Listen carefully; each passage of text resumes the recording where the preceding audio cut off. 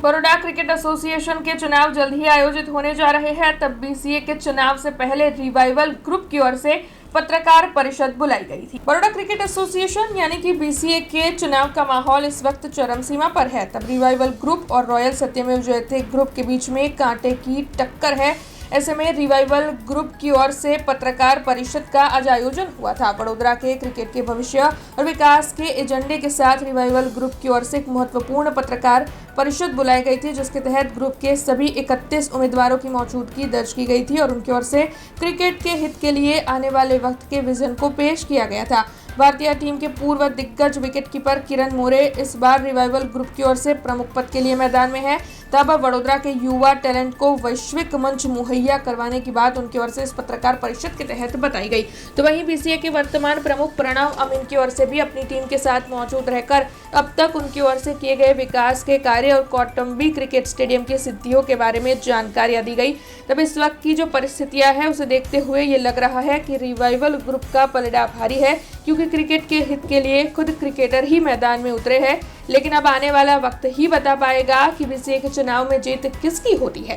ફૂલ પ્રયત્ન ચાલશે। ઓલરેડી એમને તો પ્રયત્ન હું કહું છું 60% તક કામ કરી દીધું છે। હવે 35-40% મને જ કામ કરવાનું છે, તો એમને 60% એમને કામ કરી દીધું છે। મને ખાલી થોડું પાવડર લગાવવાનું બાકી છે। તો બરોડાને મેચિસ મળશે, આઈપીએલ ની મળશે, ડબ્લ્યુપીએલ તો ઓલરેડી અહીંયા છે। અને બેસ્ટ પાર્ટ શું છે, આ જેટલા ડબ્લ્યુપીએલ ના ઓનર્સ પણ છે એ આઈપીએલ ના ઓનર્સ પણ છે।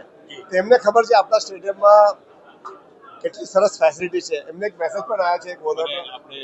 અરે જો એઝ એ ક્રિકેટર હું શું જોઉં, સારું પિચ, સારી આઉટફિલ્ડ, સારું ડ્રેસિંગ રૂમ,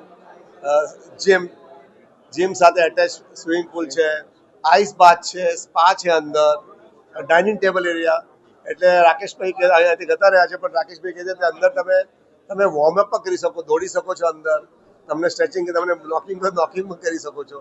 તો આઈ થિંક ફૂલ ફ્લેજ જે 6000 સ્ક્વેર ફીટ, 6000 કરતાં વધારે એક ડ્રેસિંગ રૂમ છે અને એવા 2 ડ્રેસિંગ રૂમ છે અમારા, plus swimming pool, physiotherapy room અલગ છે, રિહેબના અલગ રૂમ છે અમારા। તો ફેસિલિટીઝ બધી આવી ગઈ છે અમારા પાસે।